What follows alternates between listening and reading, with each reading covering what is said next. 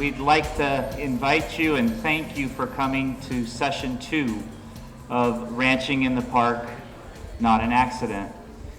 This 4-part series was envisioned and began to be developed really has it to go when MCL board members Judy Teichman and Sally Gale started what's known as the Ag Land Use Committee, an opportunity for West and East Marin to meet and talk about ag issues.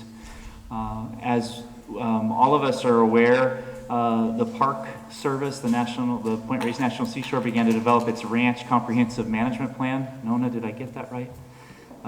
Comprehensive after Ranch.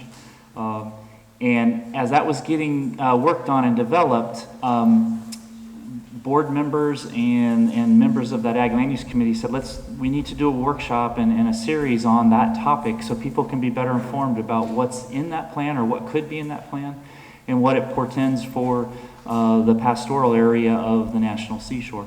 So there's the genesis of the workshops. The workshops themselves are a team effort, and so just really want to thank and Kate Powers, our president, is here. I wonder where she is. She's in the back there, and just want to thank her and the staff for all their efforts. We have a wonderful team of discussion hosts today from MCL board members. We'll introduce them a little later, but really a team effort, including outreach and some snacks for you later as well that Vicki Nichols is helping to put together. So we'll help you be nourished before you head out and face that traffic again, or hopefully that traffic won't be there. So with that, we also want to make note that CM Television is here. They're going to be filming the presentation portions of tonight's agenda. So about the first hour and 15 minutes. And then as we break into small groups, the cameras will go away and that'll be the end of what they do. But we're doing that at all 4 sessions, and those will be pulled together and made available through MCL resources online and other ways. So that in case you want to go back to one or you missed one of the 4, you'll have that opportunity. With that, let me explain. We are really lucky to have 4 speakers. I'll introduce each one of them as they come up and make their presentation. But we've got 2 each for dairy and for beef ranching, for cattle grazing. And we are fortunate to have both ranchers from the seashore and some academics that study and work and educate and research and learn from ranchers all about dairying and cattle ranching. So I think we're going to get this a day in the life, both from on the ground, from the folks that really do it, and from some of the science around ranching and dairy farming.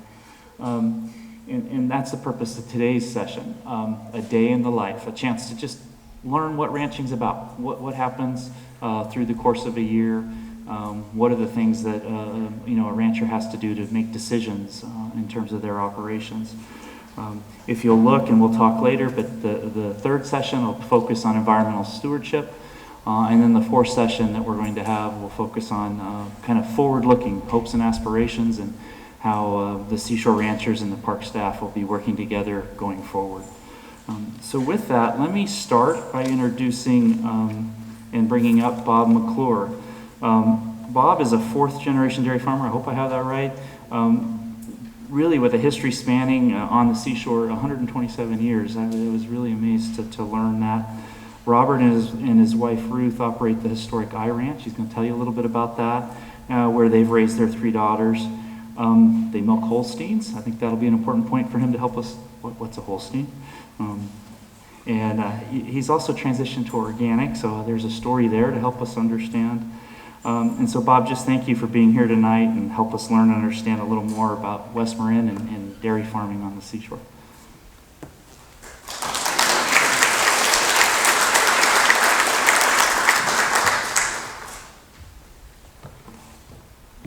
See if I get this right here.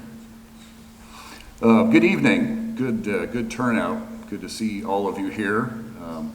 And again, I'm here to give you a little bit of history of where my family came from, where we're located.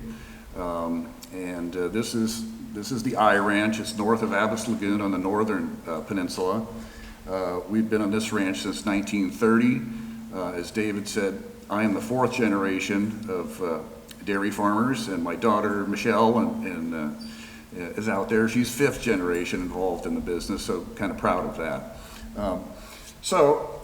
Yeah, we milk approximately 450 Holstein cows. We transitioned to organic approximately 10 years ago, and it's worked out pretty well for us.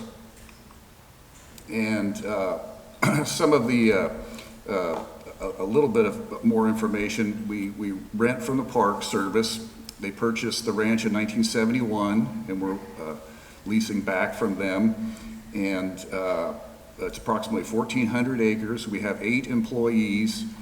Sounds like a lot, but as you'll get to find out, the dairy business is 24 hours a day, 7 days a week, 365 days. We need a lot of help, and for safety reasons, we'll often have 2 staff people working at one time.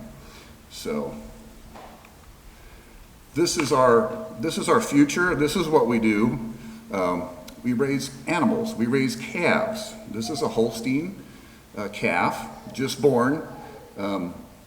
You'll notice that it has paint on its face, and there's a reason for that.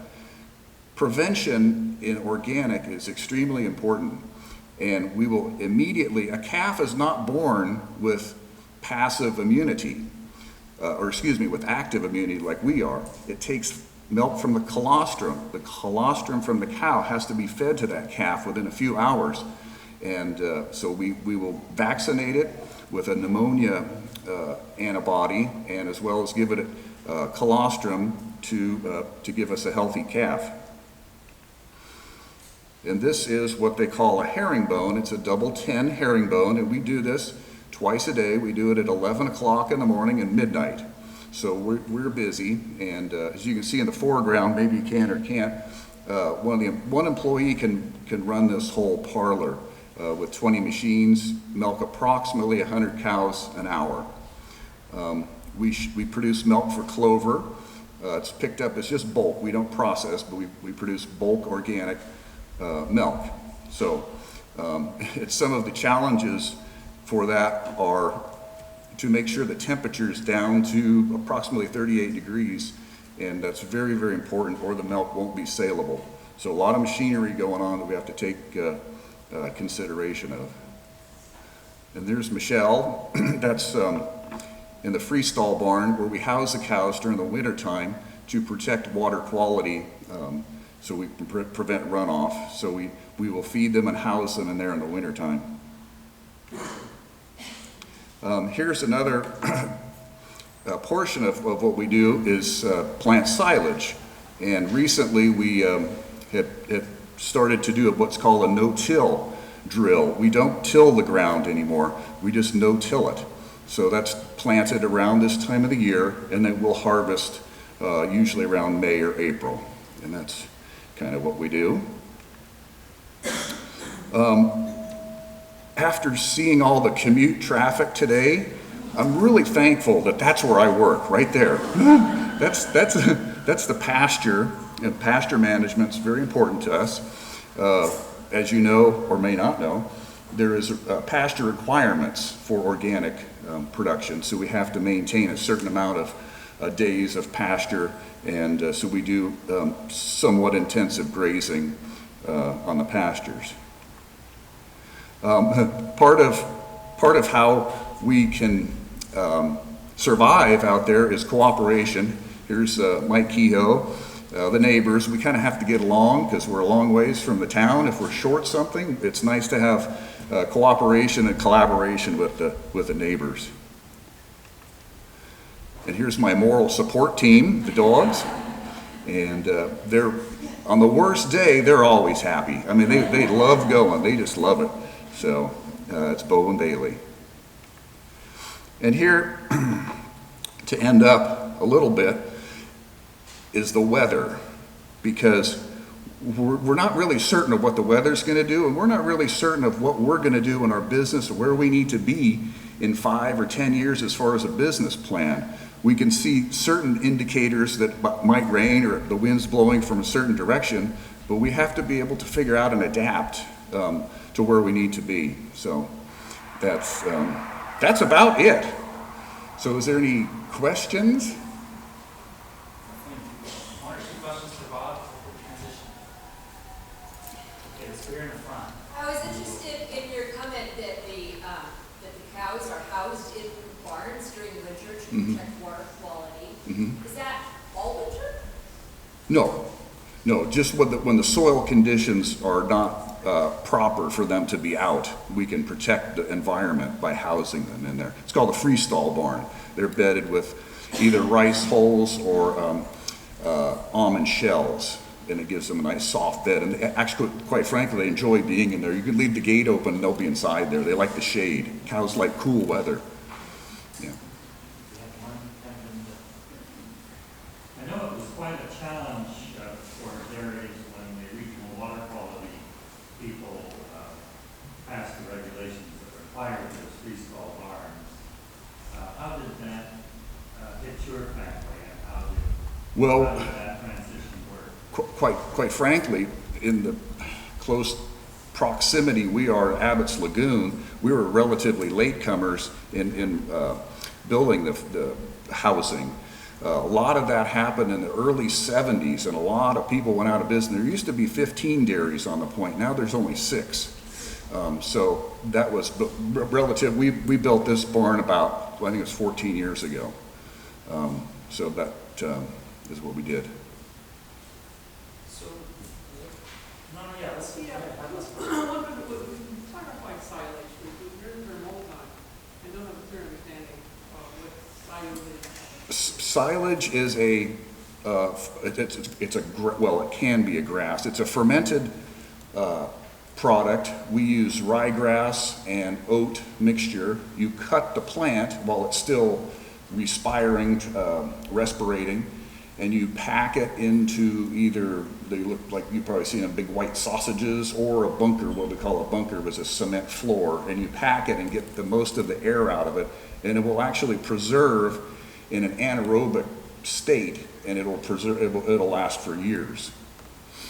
That's Okay, last one. Do you do any seeding for the silage? absolutely. That was the I showed you the no-till drill with a tractor back. Let's see if I can go back. Right there. That's we're seeding that. Yep. And again, we used to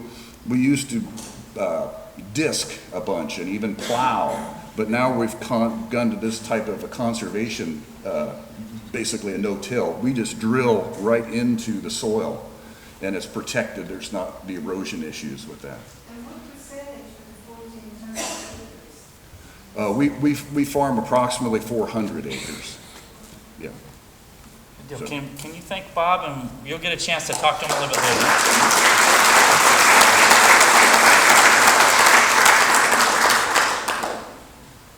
So complimenting Bob, we've asked Dr. Leslie Butler, and he likes to go by Bees, to come and just share with us a number of things. But just by introduction, he comes from the University of California, Davis, and the Agricultural and Resource Economics Department. He's been a long-time economics specialist with lots of different focus. I think right now your attention's on some water economics throughout, balancing distribution and markets. But you've also had and been a great source of information around the economy of dairy products, and partly why we wanted you here tonight, and partly because you can be so entertaining. So thank you. I'm going to switch the slide. Thank you, David. Very nice to see everybody out here tonight. As Bob said, it's quite a crowd. I actually expected about 6 or 7 people to turn up and say, well, what do you guys really want to be doing out there on the Point Raise anyway? And so it's interesting to see all of you as interested parties in what's going on over here. I thought a lot about what would be the right things to say here, and when David called up and said, oh, I'd like to talk about a day in the life of a rancher or a dairy producer, and particularly in this area, I thought of a whole bunch of facetious things, like I imagine Bob, for example, wakes up every morning and goes, oh my God, another crappy day in paradise.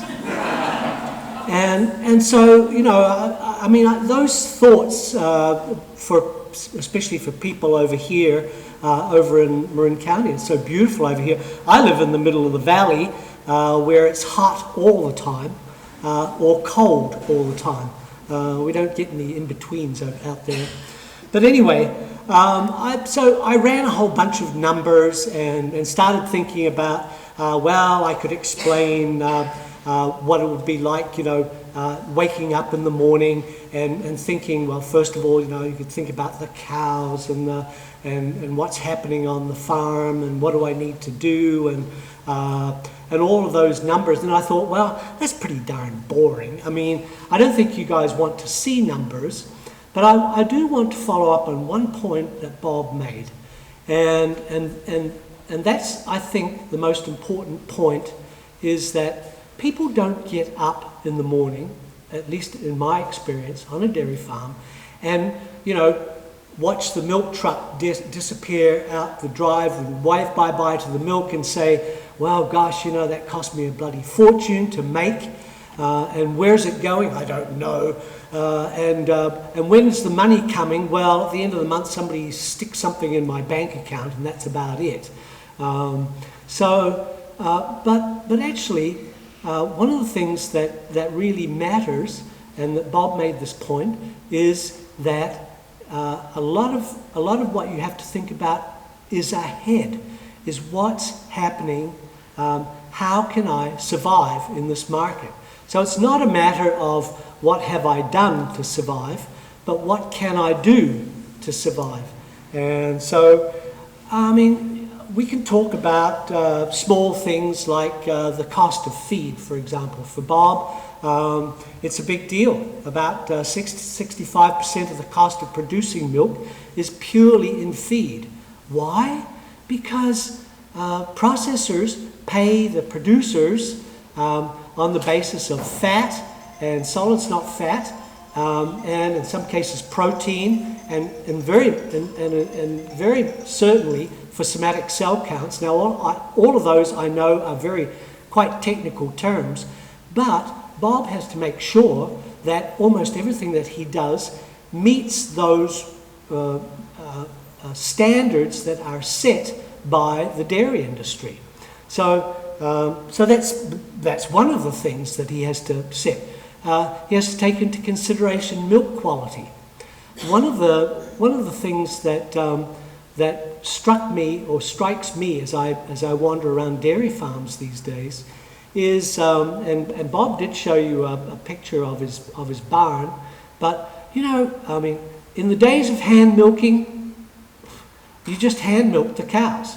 I grew up hand milking a cow every morning and every evening. But then I managed to talk my father into buying a machine at a sale one time. We put this machine on. We only had one cow. We got her pregnant once. She gave us milk for 15 years. And that's remarkable, given that most dairy producers bank on getting their cows pregnant every year and having a calf every year. So. But even at the end of 15 years, she was giving us 4 gallons of milk. That was the most remarkable thing. But besides that, hand milking moved on to machine milking.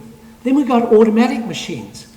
Now we've got robotic milkers. So they've got these machines now out there that you can actually put out in the I asked this question the other day. I don't think you call them paddocks, fields, whatever. In New Zealand we call them paddocks, but that's a large field. Anyway, you can stick them out, and a cow can milk herself. Okay, so that's the new technology that's coming along. How do you decide whether you're going to invest in a technology like that? These things are expensive. But they also increase your productivity, they increase milk production, I'm told, by at least 10 to 15%.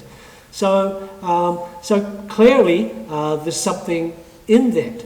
But when you rely on technology, you also rely on it not breaking down.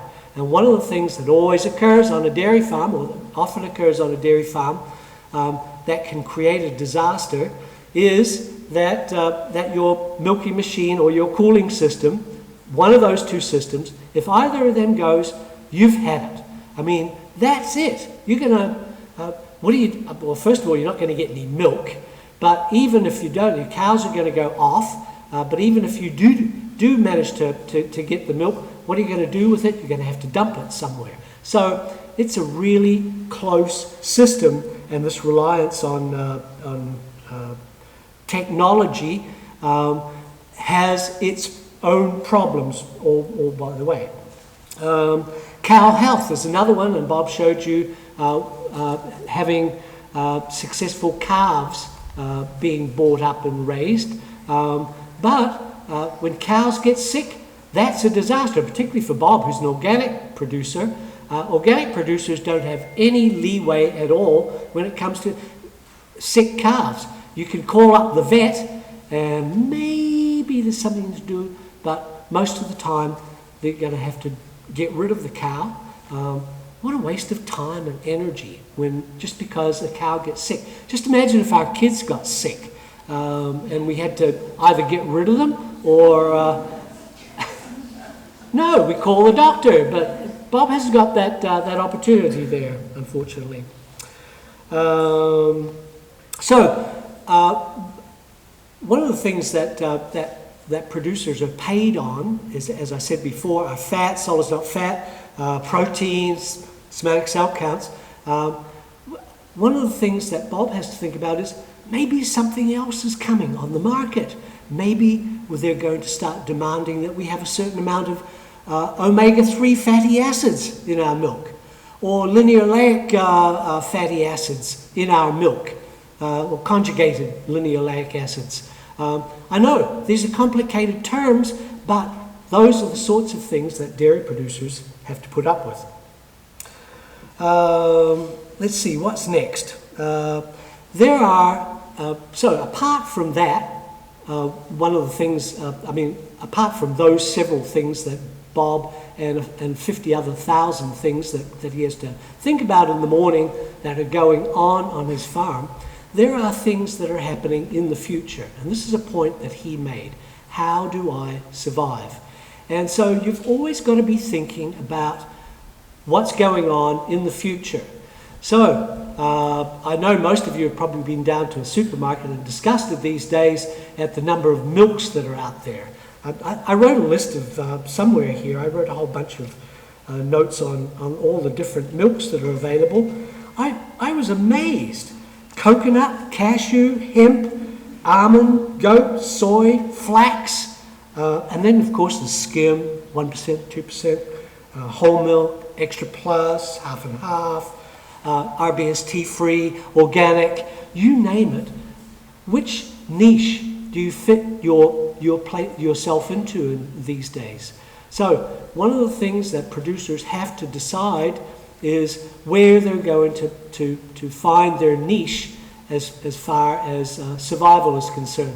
And one of the things that Bob will tell you is that one of the best things he did 10 years ago was go organic, because otherwise, in his words, in his opinion, he probably wouldn't be in business today. Processors can also, and I'm looking at Albert here, and I see he's looking at me, because he's wondering what I'm going to say about processors, and it's all bad. No, processors also have a number of things that they require dairy producers to produce in their milk. And I've already named the things that they have to produce as a part of the components of milk. But we don't know what's going to come next. So one of the things that a dairy producer has to think about is, first of all, whether his processor is going to be in business next week. And second of all, because otherwise where's he going to sell his milk? And second of all, whether or not the processor is going to demand something from him. Some new thing. So one of the things that Bob has to think about all day long is he flexible enough to be able to survive this whole thing? or is some change, some gigantic change going to come along that's going to change his life forever, and he's either going to throw up his hands in horror and say, I don't know, I'm not daring anymore, or try and solve the problem himself. One of the things that happens in the market is that markets change a lot. I don't know whether any of you have heard of this, these latest things that have come out. Clearly, organic's been around for long enough to not be a new thing on the market anymore, that it used to be. I mean, we didn't used to have organic milk. But now we've got this thing called A2 milk. People heard of that?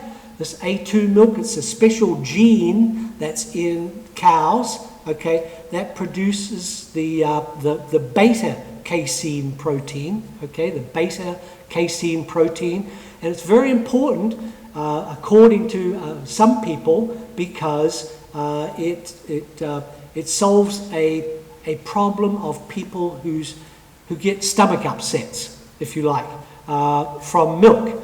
So a lot of people think that they're lactose intolerant when actually they're just not very tolerant of milk and dairy products. This A2 milk supposedly fixes it all up. But, you know, I mean, I said to a reporter the other day who was asking me about what can we expect in the market and will it work in California? I don't know. Apparently it's worked in New Zealand and Australia and the UK, been very popular. So will it work here? Well, first of all, you've got to get the dairy producers to start agreeing that they're going to introduce these special genes. Well, they're actually not special genes. They're alternative genes, if you like, into their cows. So they've got to refocus their whole entire genetic program. Well, if I was to ask most of the dairy producers in the audience, and the beef producers for that matter, this affects you as well, beef producers, it's all about genetics.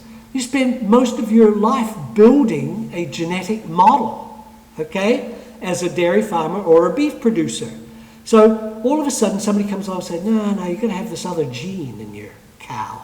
I mean, can you imagine what it's like thinking about, well, you know, am I going to do that or am I just going to go out of business? What about GMO free? Had a reporter call me up the other day and asked me what I thought of clover going GMO free. I don't know what I think of clover going GMO free, but I mean, one of the things that it does in the market is it starts displacing other things in the market, and it just makes it more competitive all the time. So dairy producers and beef producers, but dairy producers in particular, are faced with this incredible competition from tons of things that are happening all throughout their lives. And trying to sort of double guess what's going on and figure out whether they can survive and figure out whether they've got the wherewithal, the strategies to be able to survive in their lifetime.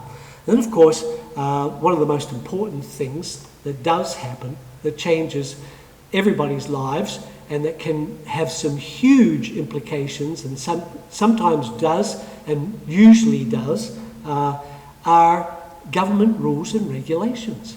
And when government rules and regulations come along, man, that's when people really start asking, can I survive this? So on top of all of the things that people have to do to survive in dairy farming and beef farming and beef production, in this area and in every area that we're looking at, one of the things that we're looking at is we've also got to take care of the rules and regulations, and many of them, of course, what we know, there's water quality and there's air quality and there's what other things? Biosecurity. There's a big thing that could make a farmer go away. Waste management is a huge issue on dairy farms, and of course, environmental protection, which is one of the reasons that we all are sitting here wondering, you know, how can we both have dairy farming and beef farming in our national parks, and have at the same time environmental protections that do keep all of us safe and sound. And with that, I think I'll finish. Are there any questions? Couple questions for these, please, Gordon.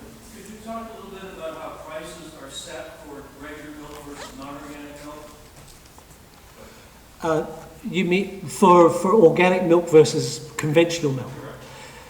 Correct. Okay, well, conventional, actually that's a very important point that many dairy producers have to take into consideration, and it's one of those lucky things if you're an organic farmer, because organic producers have a set contract with a processor, and that contract specifies an amount of money that will be paid for every 100 weight of milk or a ton of milk, or mostly 100 weight of milk, and based, of course, on the fat and solids not fat, and maybe protein and certainly somatic cell counts of the quality of the milk, but certainly they get a nice steady income in terms of price when it comes to milk. The conventional farmers out there, and I presume there's a few of you in the room here, have a much more volatile life. 2 years ago, this time 2 years ago, milk was at around $22 a hundredweight. We're now looking at $14 and $15 a hundredweight, and for most dairy producers, for most of the conventional dairy producers out there, it's costing them about $16 or $17 to produce a hundredweight of milk, for which they're getting $15. Now, if that's not something that makes you throw up your hands in horror and go, can I survive this, then not. But is that a satisfactory answer to what? Do you want to know more details? And just where is that conventional price set? Is it set at the producer, or is it set someplace in Chicago? No, it's set at the, here in California, it's set at the state level. It's set by the CDFA. And actually, what they do is they set a minimum price. So they have rules and regulations of what the fat price is, what solids not fat price is, and they put it all together, and that becomes the minimum price that a processor must pay a producer for his milk. Okay. On top of that, processors will often add premiums for protein, good somatic cell counts, etc., etc. Please, real quick. Yeah. 100 weight. What is it and where do you Oh, sorry. Yes, 100 weight, CWT, which is not cows working together. CWT it's 100 pounds of milk. Where did it come from? It's one of those things. I know about spoonerisms. Do you want to ask me about spoonerisms? No. Okay. I don't know actually where it came from, but it's 100 pounds of milk, and I guess they just call it 100 weight. Gallon? It's the amount that equals 100 pounds. The volume of milk that we equals, okay, go ahead. So there's about 8.5 gallons of milk in 100 weight.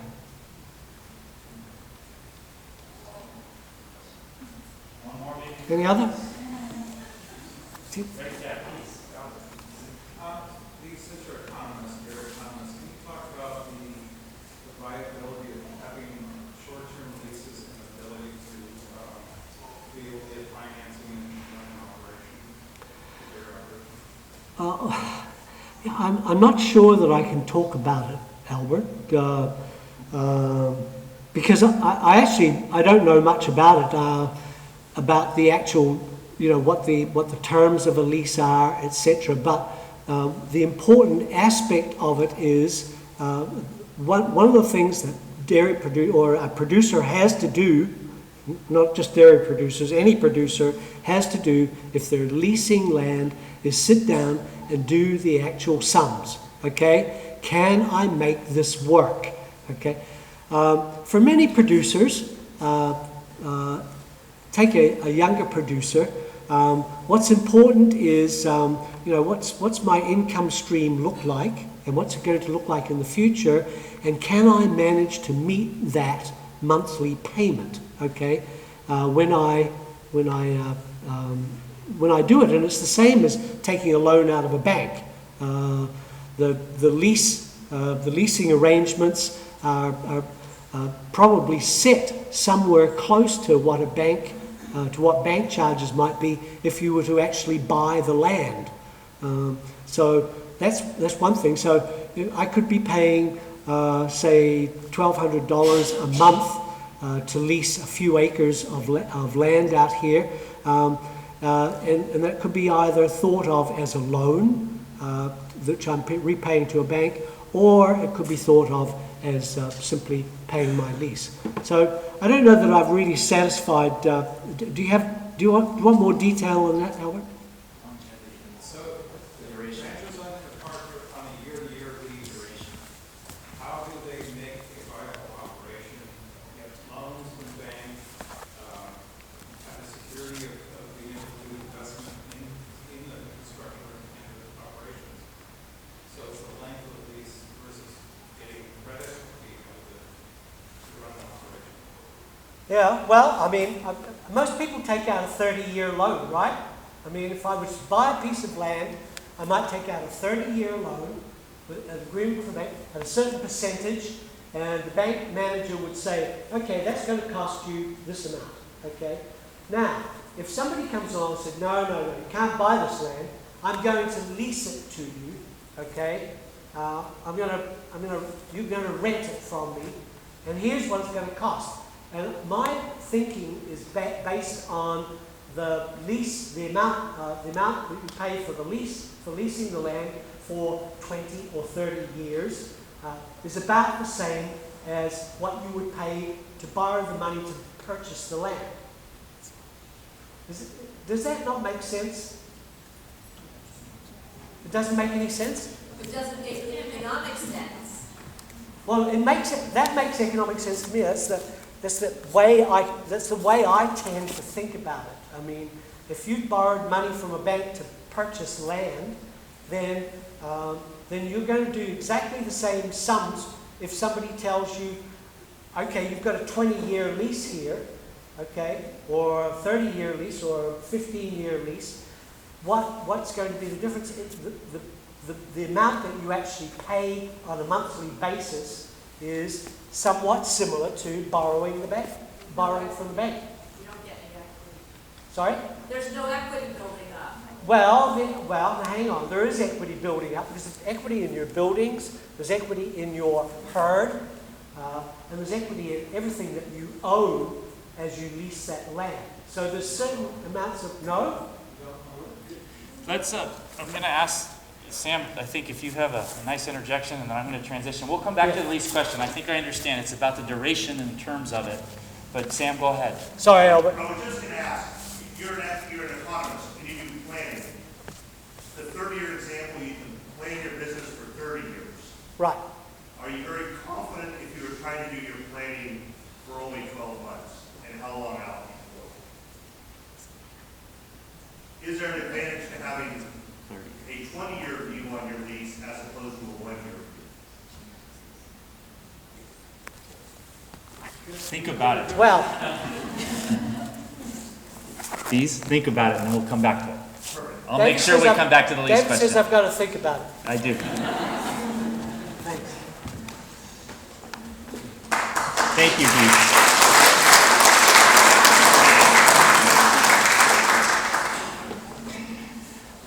So we're going to switch gears now, and we're going to go to beef ranching and what's known as extensive livestock grazing.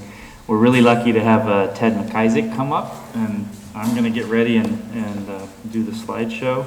But I just want a few words about Ted is that, he also is a long-standing rancher and on the McIsaac and the Cheetah ranches in the Golden Gate National Recreation Area. And he has the word homesteading in his family history, and he's going to share a little bit of that with you. I want to mention that he and his wife raised their children and also raised beef cattle on what's known, I've already said, as the Cheetah and McIsaac ranches. But he's going to really help you, I think, understand not just how the family works, but across neighbors' borders and how you pull together to do what you need to do. So we appreciate that, Ted, and thank you. You tell me which slide. This round. Thank you for the introduction, David. First off, I'm going to give you a little history how I ended up being in this part of the country. I'm going to tell you about my family, and then I'll get into some of the daily works of the business. My great-grandfather settled in the Castro Valley, actually about 3 miles up the highway from here, in 1866. And I'm the fourth generation, and my kids are coming along, and their kids are coming along. So we've been right here for that long. And a little icon from my family settling here in 66, they rented that ranch when they came out here from a certain family. Very ironic. They are still renting that ranch today from the same family that they settled from when they came out here. So I don't think there's too many examples of where that happens in the country. But anyhow, I was born into this family business. I don't know of anybody that's actually got into the beef business from the outside and going in. It's financially hard to come in from that direction. But when you're born in it, before you realize it, it's either in you or it's not. I found out at an early age it was in me. It's an inherently dangerous business to get into. It's working with beef cattle is completely different than milk cows or dairy cows. They're not quite as docile. And when you look at these cattle, they're not quite as docile. I mean, you really want tame, docile cows. But in other words, if you have ones that aren't, especially non-sociable species, I call it vigor. My family tells me that I'm nuts, I should get rid of them, but they're survivalists. They will survive, and that's what you need. Beef cows out there on its own a lot, 7 days a week, 24/7. He's not being taken care of every single day like the dairy business. But anyhow, my great-grandfather, he settled here in 1866. He started in the dairy business in the Castro Valley. My grandfathers went from the Castro Valley to Lagunitas Valley over near Taylor Park. They dairied all the way up until 73. Because of water quality issues, the dairy was near the Lagunitas Creek. Pollution and waste control was not a feasible option in those days, so they converted from there, we converted to the beef business. And it's just a completely different animal from the dairy business, but it's something that's exciting. Your days are never going to be routine. As best as you pick out a schedule and a plan, more often than not, that plan's going to change before you get started every day. So that's part of the interesting part that keeps you going. You're outside, you're working with Mother Nature. If you like that part of life, then this is what we do, and we love it. That's why we're there. So now, okay, we're in the beef business. We have what you'd call a cow-calf operation. So we have a set number of acres. We have a set number of mature mother cows that we raise from cows, but we have a set number of moms, we call them. Out of those moms, we need to produce a crop of calves every year. That crop of calves is our livelihood. We manage it in such a way that the calves are all born in October. We raise them through the winter, we supplemental feed them. Into the spring, the grass and feeds come. Mother Nature starts taking care of them in the food department. By June, basically depending on the weather and the spring conditions, generally in June or July, we will separate this crop of calves off their moms and we sell them. And that's our livelihood, that's our business, that's our crop. So in raising this crop, essentially what we're doing here is we're harvesting grass. Everybody goes, you're raising beef cows. We just raise beef cows. Well, that's what we do. But truly, in our business, we harvest grass. So if we want to stay in business and we want to be economical, we have to manage our pastures. if we don't manage them in such a way that they're productive, it'll have a negative impact on us, and we will slide backwards and eventually go out of business. When you manage your pastures to be productive to the maximum that you can do it, you actually want to get better at it every year. It enhances wildlife habitat, it enhances the birds, it enhances all the animals and everything in nature that lives on that ground. So what we're doing essentially is not helping the ground to get better for our business, we're doing it to, it benefits nature. You know, whether it be sediment control, ground cover, whatever. This is part of our business, this is what we do. So we don't just sit there and raise beef cows.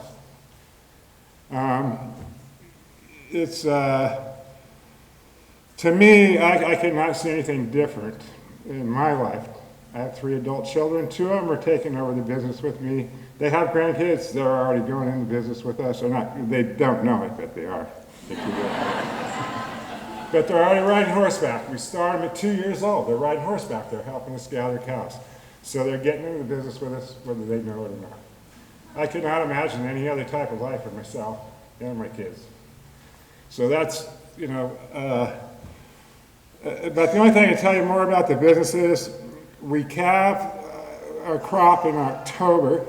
People wonder, well, why are you putting these little baby calves on the ground just before the hardest part of winter is going to hit and have the roughest weather? That time of year, the production that you get from the feed is at the lowest it's going to be. In other words, a little tiny baby calf doesn't need very much food to get going. His mom doesn't need a whole lot of milk to get this little baby coming up and going. We will supplemental feed him in the middle of winter. But as spring comes along and the grass starts to produce, the cow is picking up more production from the grass and what we're supplementing in our feed. She will start producing a lot more milk. She'll be peaking out that time of year producing her milk. Then at that point in time, the calf is large enough to where he can take full advantage of everything she's producing.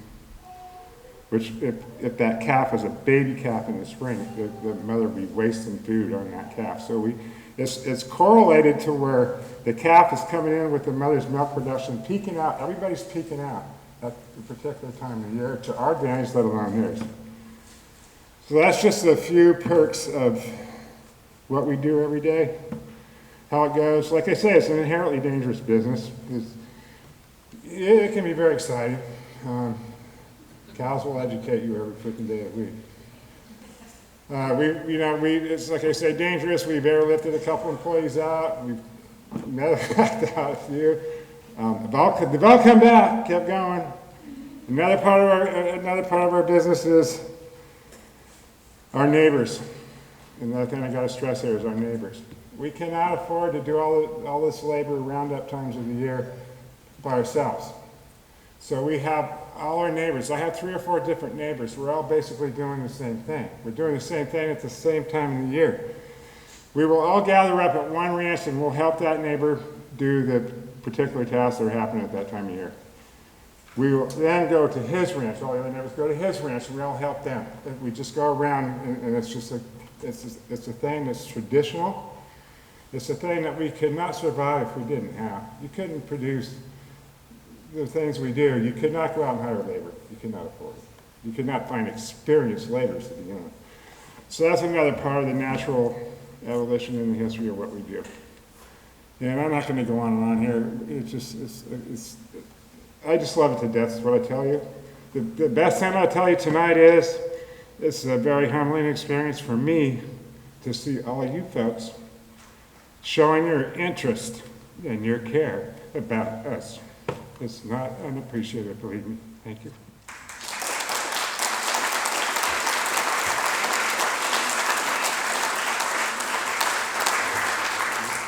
Ted, why don't you tell us who this is? That's me and the littlest cow dog you ever want to see in your life. He actually does sometimes work out. We got 1 or 2 questions for Ted. Okay, please. Ted, with dairy, we know that there are really good financial incentives to go organic. Is there a parallel with beef as far as conventional going organic grass-fed? Not that I've seen, no. The slaughter markets, everything else, the demand is not there anywhere like it is for dairy. I know some people looked into it pretty serious. I don't think the market's there for us. One more, yeah. Yeah, I was just wondering how many moms do you have, and what you sell the gas, where do you sell them? We have on the average 180 cows, moms. Like I say, we sell them once a year. Generally, we'll go to a livestock auction in the Sacramento Valley. And there will be, 10 to 30 different buyers will look at them and bid on them, and then they go from there. Okay, last one. Yeah, go ahead. Yeah, is any of your acreage not usable because of weeds? I couldn't do it. Any of the acreage not usable because of weeds? Some. We try and manage the ground. We lease from the National Park Service. We have restrictions, so we do have a weed issue, but we are working collaboratively to maintain it. We do everything in our. When weeds take up 10 square feet of my ground, I'm losing production off that 10 square feet. That doesn't sound much, but when you multiply that by hundreds, I'm losing production. I need production. Weeds kill my production. So we try our best to manage to keep them away. Okay, let's bring up our last speaker, and then we'll bring up the four of them together for a little bit of talking. Thank you.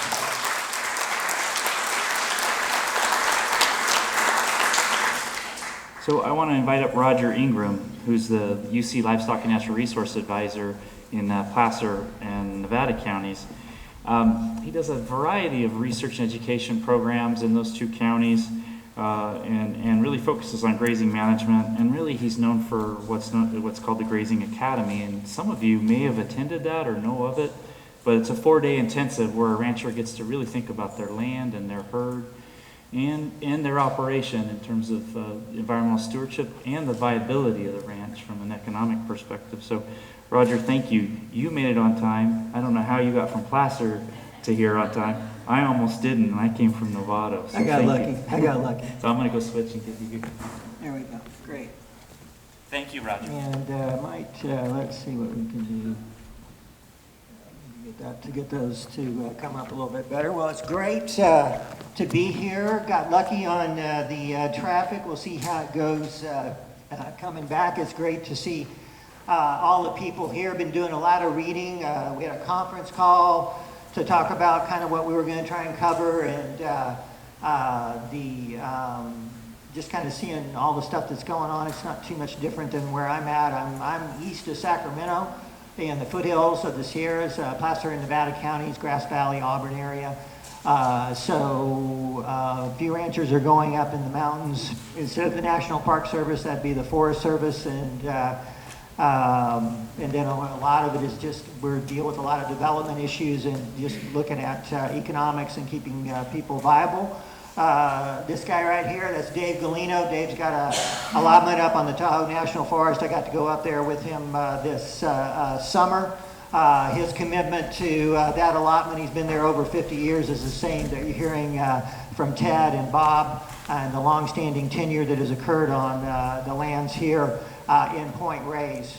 Let me go this way. There we go. So you can't really read that, but I was before the Grazing Academy. I thought I'm going to segue a little bit into some ecology because I know you're kind of going to be covering that next time. So just a little prequel. I found this before the Grazing Academy this year, talking about all the stuff that happens with animal agriculture. All kinds of stuff is here. We got climate change. We got affects land use.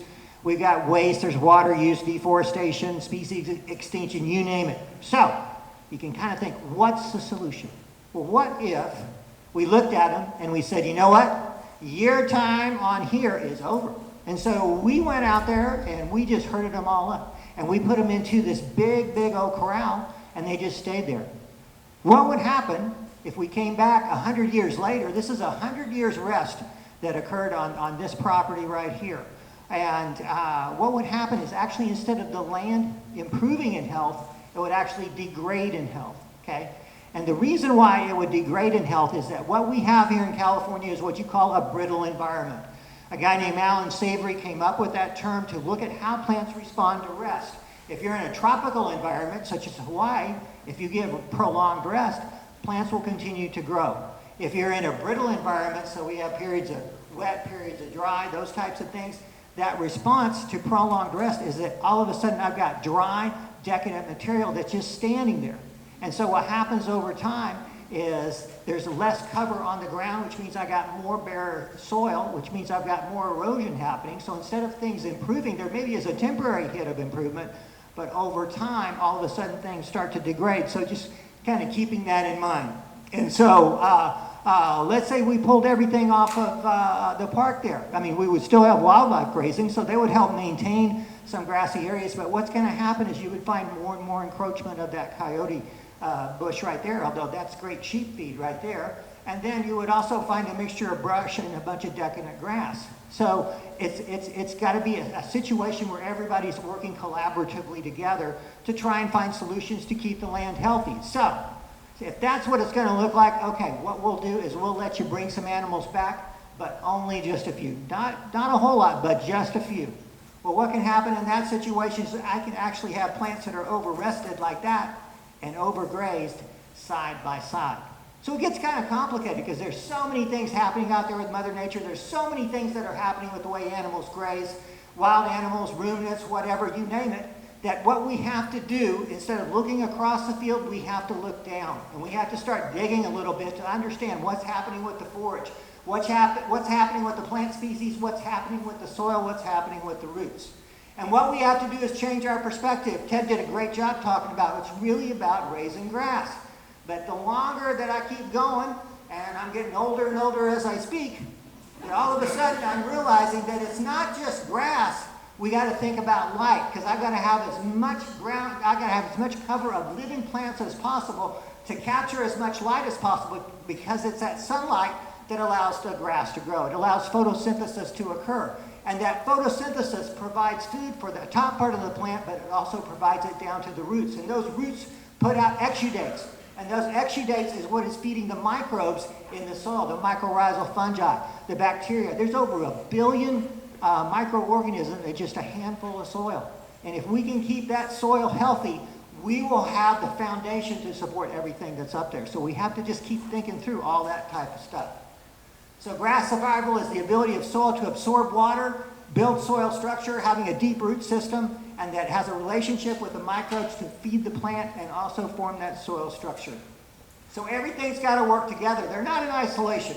There's the land, there's the animals, there's the wildlife, there's the money. And again, a point I want to make today, ranching must be profitable for it to be sustainable. It cannot be sustainable without there being sustainable land management and sustainable management of the animals. But there has to be profit in that enterprise itself, in that business itself, for it to be sustainable. And all of that has to go to support the people. So we're trying to build a business that will support me versus me carrying that business on my back. Looking at the statistics here, there's, what is that? 71,055 acres, of which 65 is federal and 5821 is non-federal. This is the park. 2.5 million visitors in 2015 with 24 family ranchers. There's 6 dairy, 15 beef. We heard that a lot of the dairy ones have gone out, and this is kind of the area here, which y'all know real well. So let's talk about a beef management timeline, okay? We heard Ted talk about that. We're just going to kind of lay that out a little bit more, maybe help us a little bit more visually to see that. So one of the things that he talked about was calving in October. So September, Octoberish, all those types of things, there's that calf that's going to be able to drop on the ground. Then what happens is after I do that, I only have about 85 days for that cow to all of a sudden kind of recover from the pregnancy to all of a sudden get bred again. And so that's when the bull's going to be introduced. And then all of a sudden the whole breeding season starts, and that's going to be roughly about December to January. The gestation period for a cow is 9 months, about 283 days, okay, a little over 9 months. And so it takes, so you've got a while from breeding to when you're actually going to see that calf on the ground. Then from there, moving on into later on in the winter, that's where vaccinations would occur, branding would occur for identifying the stock. And then we heard weaning. I've got May or June. Ted was talking more about July. This is fence line weaning at the Sierra Foothill Research and Extension Center. Here's the calves. Here's the cows with that fence line contact. That visual seeing of each other helps reduce and minimize some of that stress. And then from there, we're marketing June, July, August, and here an example where somebody might go and galt. That's Cattleman's Livestock Auction. So that's where somebody would go to actually market stuff. So now I want to segue to talk about economics. And a lot of my sort of background and things isn't so much in formal economic training, but through this Ranching for Profit school here, my good friend Dave Pratt, who used to work for the Extension Service, runs this company. I just throw this slide up there to show you kind of where my background is for the terminology that we're using. And if you're ever looking to kind of go to a sort of the business school of ranching, this is one place, not the only place. You can get some economic training through Holistic Management, Savory Institute, all those kinds of things, but it's a really good place to start. So with economics, we're going to deal with three terms. One's going to be gross product, and that's the value of what you produce. And that's going to include sales and purchases, and it's also going to include what are my inventory. And I'll value that inventory at a conservative value. The next thing is overhead, or sometimes you'll hear those things called fixed cost. And those are costs that don't change, relatively don't change, as units of production change. So if we're in the beef cow business, that's going to be number of head. All right, we'll talk about what are some common characteristics of that. In addition, I've got direct, or sometimes you'll hear them called variable costs. And those are costs that will increase as units of production increase. So when we talk about gross product, there's our sales and purchases. Here's our Cattleman's Livestock Auction there in Galt. And we're also talking about inventory. Those four-legged critters out there have a value. So we can also assign a value. So we know what an opening inventory is, and we also know what a closing inventory is as well. Then we talk about overheads or fixed costs. So again, these are costs that don't relatively change as units of production change, okay? So what's one thing that we have to have if we're going to ranch? Land. Very good. You must have seen my slide, okay? So there it is. There's land. What are we going to do with the land? Are we going to own it or are we going to lease it? I hear both, but if we're just getting started out, what are we going to do? We're going to lease. Why lease? Cash flow. Why is it going to help me on cash flow? It's going to be a little cheaper, won't it? Now, we heard that question. Do we need a long lease or do we need a short lease? What do you think? Very good. We need a long lease. I have sheep. I run them with another guy. We're got a couple of semi kind of sort of long-term leases, but essentially a lot of it's a year-to-year lease, which means it's a month-to-month is what the reality is, type of a thing. So the longer the lease, the greater the security. The greater the security, the more that I will invest and do the capital infrastructure investment because I have some confidence now that I can get some things going. It also helps me if I'm going to go to the bank because they see some stability. So those long-term leases are vital to the survivability of agriculture, and I can tell you in the foothills of the Sierras, they're hard to come by. So if there's any way, shape, or form you can begin to improve that situation, it will help agriculture here locally, okay? So that's land. The other thing is labor, okay? And when I talk about labor, that's Jim Gates from Nevada County Free Range Beef. That tractor he's riding on is also providing labor as well. So those are our two big overhead costs. How many animals do we have out there? See any animals? You do see two. Darn it, I picked the wrong picture. But I've got a land cost and I've got a labor cost, yet I don't have any animals. So that's the thing that we've got to keep in mind there. So those are our overheads, okay? And that typically on a ranch is going to make up 60 to 85% of total cost. So that's going to be a big, big cost factor on our ranches. Okay, if we're talking about direct or variable costs, costs that change as units of production change, number of head. Bees talked about this. Feed costs is the same with beef cattle. You really got to watch and control for those feed costs. Another thing will be health. That'll be another thing. That's going to be your vaccinations. It might be you've got a sick animal. You've got to give them a shot of something to try and get them healthy. Worming, all those types of things. And then there would also be marketing, because there's kind of per head marketing costs that go along as well. And transportation can be another one. So those are some common examples of direct or variable costs. So what we can do throughout the year, this hieroglyphic thing here, I can actually map out what's happening on my cow year, and I can project out, I can project forward to see how many animals I'm going to sell. This is a 190 head cow enterprise that produces about 165 calves. And out of those 165 calves, 83 are heifers, which those are females, 82 are steers, and those are males who've been kind of altered. And then I'm going to retain some for replacement heifers, and then I'm going to sell the rest. And I've also got to have some bulls. Well, from all, I can take all that kind of stuff, I can begin to calculate a gross product. I can come up, because I already know what here is my closing inventory, and here's my opening inventory. So I can come up, and I can come up with a closing inventory value of $302,700. I ended up with sales of $160,000. I had a bull who had a problem, so I had to go out and I had to go buy another bull. I also sold the bull, and I also sold in these sales not only calves, but also cull animals. So there's cull cows. Sometimes you got to cull them, they got a bad eye. Sometimes they're losing teeth, you got to cull them for that. Sometimes they're limping and their feet are bad, so you cull them for that. Maybe their udder is not doing real well, or maybe they're just a pain in the rear to be around, and you're going to get rid of them that way. So we got cull animals. I've got calves in here as well. So then I also had an opening inventory value. So notice, because I'm keeping my animal number static, kind of makes that easy because those cancel those out. So essentially it's 160 minus 7, so that's my gross product. I have $153,000 to pay my direct costs and to pay my overhead costs. Let's see how we're doing, okay? So that's the thing where, first of all, we would look at this thing of gross margin. Just what's my margin of paying those direct costs? How much of that dollar, that sales dollar, do I still keep? So here I've got $153,000, which is my gross product here. I'm going to subtract out $68,850 of direct costs, and that is roughly about 45% of that total cost there, okay?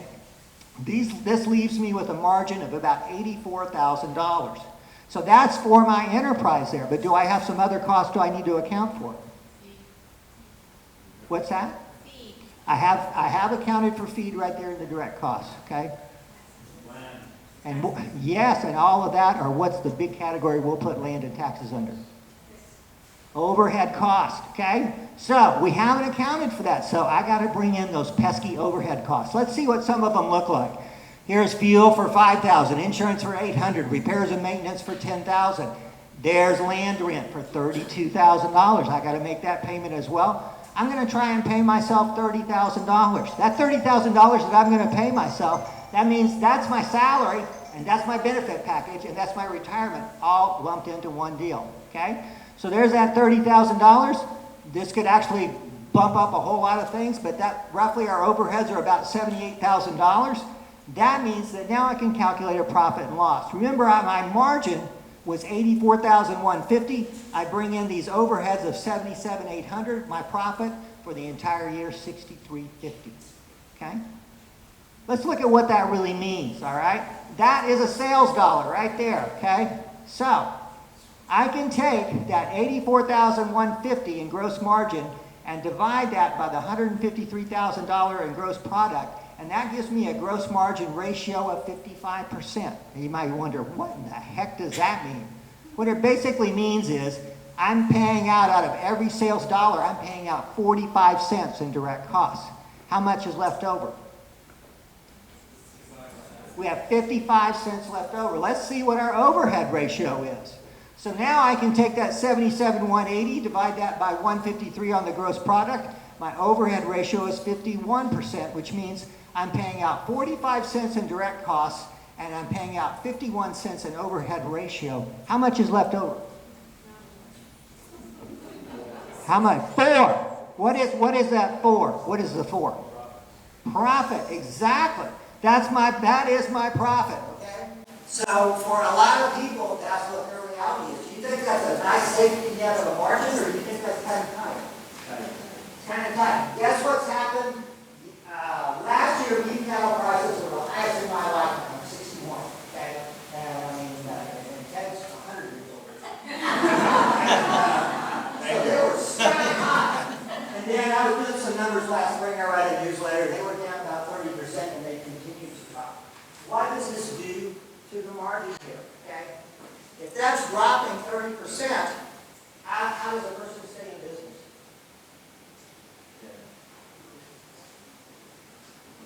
What's the first thing that's going to go? Salary. I'm going to suck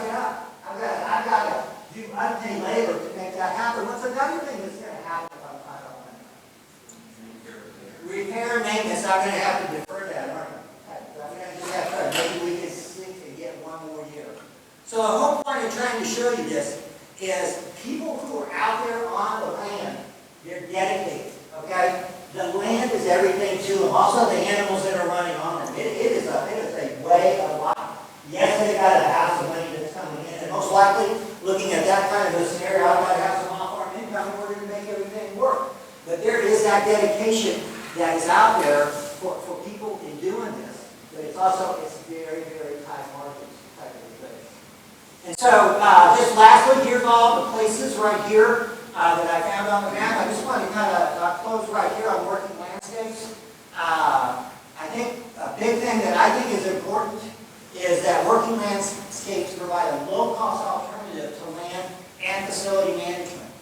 It's also people who are doing the management who understand the land because they've been on it for generations. And they've been able to pass that down to the people who are coming in behind them. So they understand sort of the ebbs and flow of what's happening out there on the management.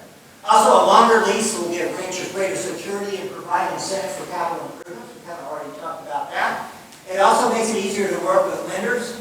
And it also provides, if I've got that longer lease, it also provides a window where if I'm that next generation, maybe I see a way to kind of begin to make that work.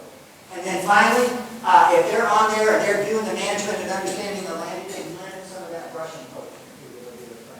So those are just kind of a few things that I was just kind of throwing in there on working landscapes. And I know there's a lot of ways to look at the issue and all the questions, but I think those are some things that are some positive outcomes that the ranches here are providing. I think that's it for me.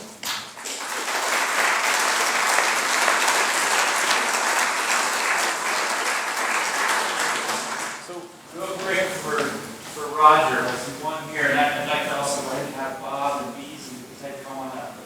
So what's your How would you factor the opportunity cost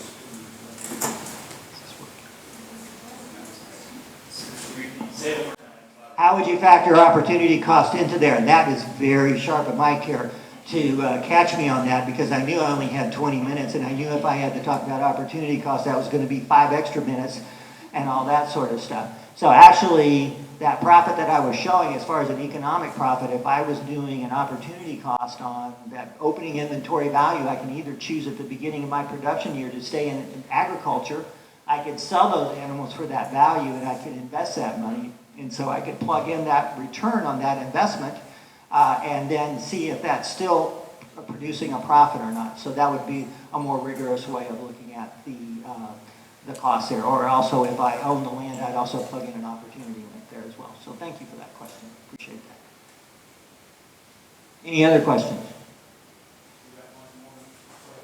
I'm just wondering, the numbers that we're using, what size of a ranch are we going to do? That was, what were we running, about 190 cows. So that's going to be where I'm at. I won't talk about here. That's probably going to take 15 or 16 acres to run a cow with minimal feeding. So that would be 190 times 10 is 1,900, maybe 2,000 acres, 2,200 acres, somewhere around there. Yeah. Yes?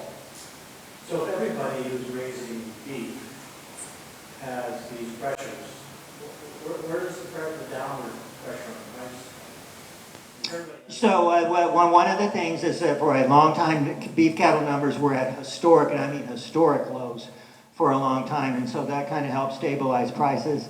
Then finally, as prices began to improve, then what happened is people started retaining heifers, and so retaining heifers means that they're going to get bred, and more animals were coming in, and then there's a host of other variables, which probably Bees can talk about better than what I can, as far as competing meats coming in that are also affecting the supply relative to the demand. So supply starts to build up, and that's dropping the demand on the prices, type of a thing. So let's hold questions then and have, if I can, get Ted and Bob and Bees to come up and ask Roger to take a seat. We're going to pass the mic along now, and spend about 10 more minutes. We did start 10 minutes late, so this will be a little bit long. We'll spend about 10 minutes here, and then we'll break up into groups. So, and at this period of time, we'll slowly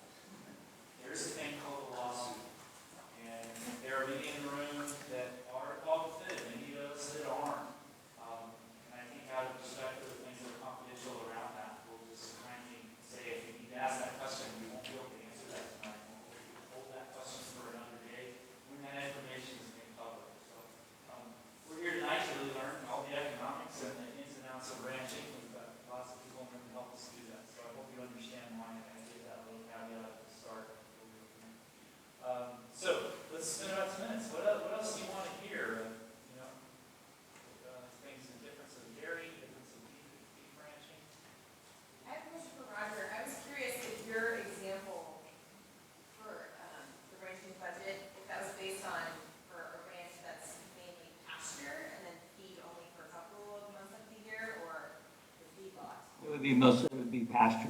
That would be pasture and range, essentially, type of a thing. It's pretty ironic. I mean, his figures hit my numbers. You know, he did a 190 cow, and it's very, very close, right there to where physically we are. And we're on about 2,800 acres. Does that make sense? I'm going to give you a question here real quick, because I want to hear from Bob and Hazel. Your crop is bulk milk, or are there other things as well? What is your crop? Well, our crop is bulk milk. However, we're in the beef business too, because at the end of a cow's useful milk productive life, she goes to beef. What about the boy calves? The boy calves go to beef. We don't raise boy calves. So I think you have one here. Yeah, go ahead. I'll come in a minute. I had never heard this term decadent grass, so I'd like to know what that means. And I also spoke to a rancher on Point Reyes who talked about how he was using natural methods to encourage diversity in the grass species that were growing, and how the earth and the microorganism community and everything was far richer, and it was all a more resilient kind of pasture. I'd like to hear a little more about that. So a decadent grass would be, say, a grass that ends up not getting grazed. For example, if we have a perennial grass during the springtime when we're getting a lot of rapid growth, if you look at the cell wall, it'd be mostly protein, energy, a bunch of other nutrients in there, and a very thin cell wall that would be lignin or fiber. Then all of a sudden, Ted was talking about that sometime maybe June, July or so, the grass starts to turn, okay? So what's happening there is it's ended sort of its growth. If we're talking about a perennial grass, what happens is that cell wall, the nutrient center there, the nucleus shrinks, and the fiber, the lignin, becomes a larger component because that's what helps keep the grass upright. We don't have quite the same thing on our annuals. We do get a little bit of lignification that's occurring, but not near to the extent on the perennial grasses. But in both cases, what will happen is the quality of those grasses will be impacted because the protein will start to drop. So as we move on late in the summer, we've got to put a protein supplement out there to keep nitrogen going into the animal to feed the microbes, because a cow, just like you, it cannot digest cellulose. The microbes in the rumen break it all down and reform it as protein and energy that can be absorbed. So that decadent grass is just grass that's just kind of sitting out there, and sometimes we can get use of it grazing, sometimes just trampling it back to the ground will start the recycling process again. We can use some things by providing rest periods, different tools on our grazing to help improve the resiliency of the grass. I think the biggest thing, though, is always providing the adequate recovery period for the plants, which depends on the rest period depends on the recovery rate of the plant. So during fast growth, we can give shorter rest, but during slow growth, we've got to get longer rest. And so that helps minimize overgrazing. If I minimize overgrazing, I can keep more ground cover on the soil. And Ted talked about that, the importance of keeping cover. Ted and Bob, I'd like to add a little bit, just to put it in a simpler term, the non-desirable grasses will get ahead of the desirable grasses if you let it. So when you're grazing, if you overgraze, then you're going to let the non-desirable grasses get a really big head start. But at the same time, your desirable grasses, you have to graze them down to a certain level in the fall to get the canopy off, which we call canopy, to get the sunlight to desirable grasses to keep them coming. So there's a fine line there of taking too much off. But if you just leave the desirable grasses, in an amount of time, evolution is going to, the desirable grasses are going to be gone. Because they won't get the sunlight in the spring when there's rejuvenating each year. And the non-desirables will take over. So without grazing and managing, that's what will happen.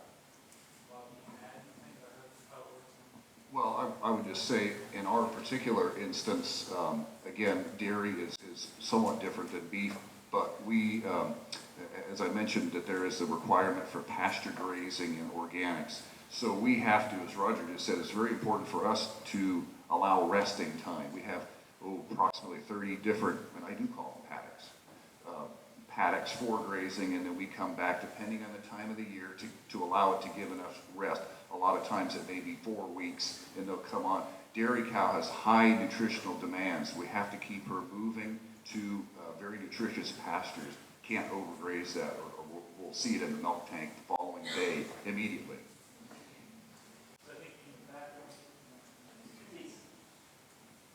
Yes. I was hoping that Ted and Bob could share with us some of the difficulties that they have faced with the drought and the So both Ted and Bob, the difficulties with the drought that has gone on the last few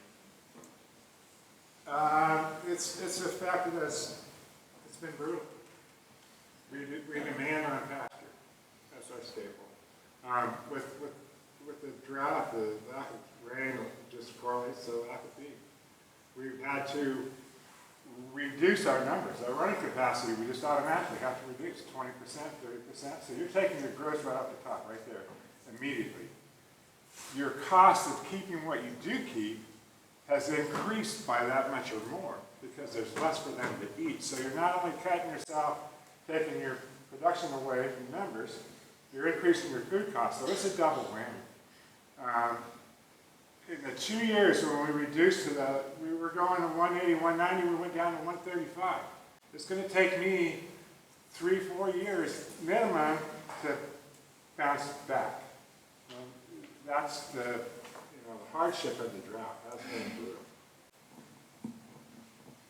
And just the fact of less water for cows to drink is concerning for us too. You can see what's in a dam and a reservoir, you can see what's there, but we don't know what's in the groundwater. We don't know how long our well's going to last. And we're hoping that that gets replenished soon, because that's a big worry. If you run out of water, you've got a huge problem. But like we're done. I guess you to add those droughts, right? Prices. I don't know about prices, but cows actually drink about 150 gallons of water a day. I don't think people realize. Milk cows do, sorry, yeah. Milk cows drink about 150 gallons a day. So, you're absolutely right. If you run out of water, then you're going to run into a real problem. What was the question about how the drought affects prices? In a particular industry. Basically, what's happened here in California, from a broader point of view, as a result of the drought, is that many farmers have had to cut back production. I don't care whether you're a grain farmer or a beef or a dairy farmer, but most people have had to cut back, and particularly the crop farmers had to cut back on production. That cutback on production actually has a sort of a double whammy effect, as Ted put it before. Not only does it decrease the income of the farmer, but it whacks all the prices in the supermarket up, so we get to pay more for our food, and that's basically what the effects of the drought are.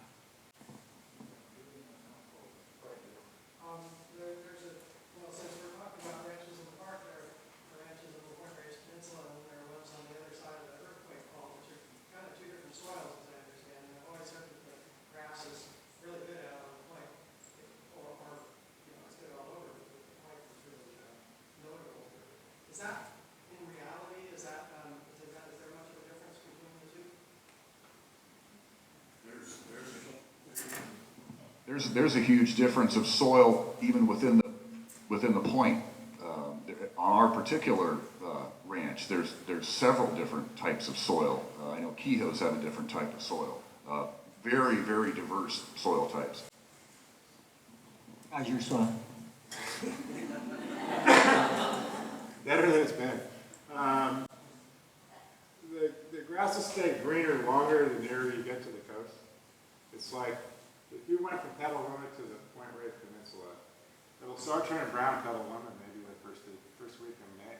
You get halfway to Point Reyes, it's turning brown the second and third week in May. You get the Inverness, it's into June. You get out the end of the point, might be July. So it's definitely a different season. I think from what I've seen in just real general, because there's good feed all the way through.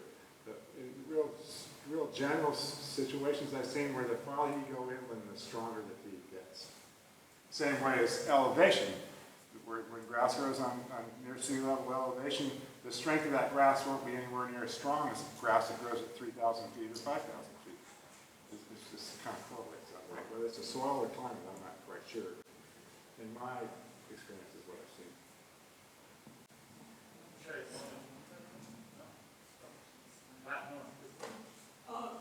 When here in the district, River County, they lived in the late 18th century or 19th century. Spanish came, and there were thousands of Longwood who were raised in the Frost River. River water first were high, shallow, nothing milk. So there was a lot of damage done. In your history, your own family history, have you had to kind of rebuild from that time, or are you past that time of that kind of damage that's done a couple times a year? Or am I wrong? You know, every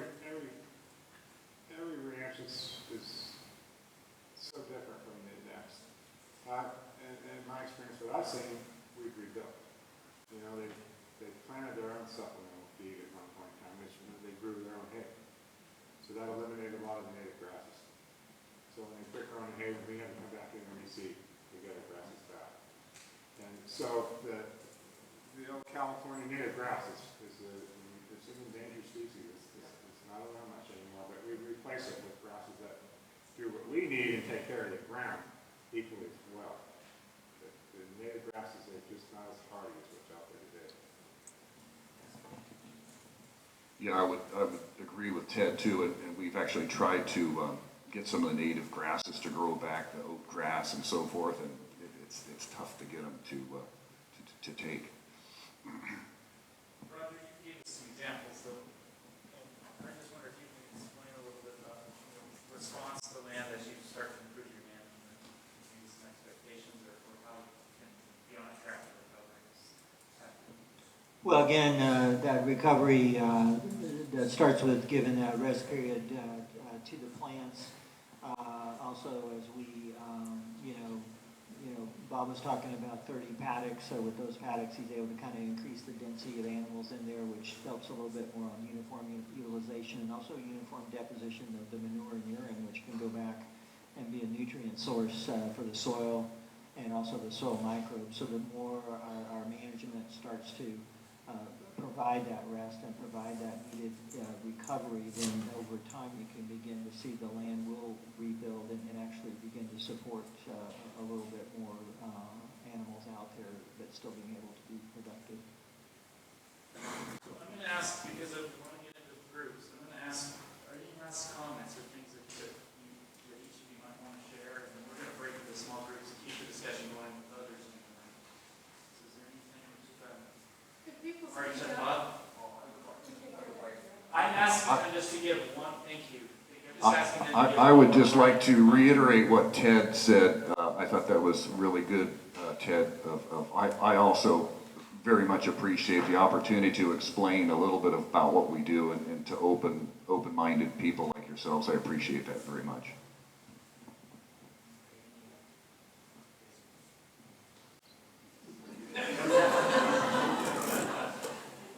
I wish I had some words of wisdom, but at the moment they just are escaping me. Did you have some words of wisdom? He does have a lot of wisdom, so keep that in mind. My only words of wisdom is figure out a way to keep agriculture going here, figure out a way to keep agriculture viable, and figure out a way to get some sort of extension on those leases so that it'll help some long-range planning. That would be my comment. So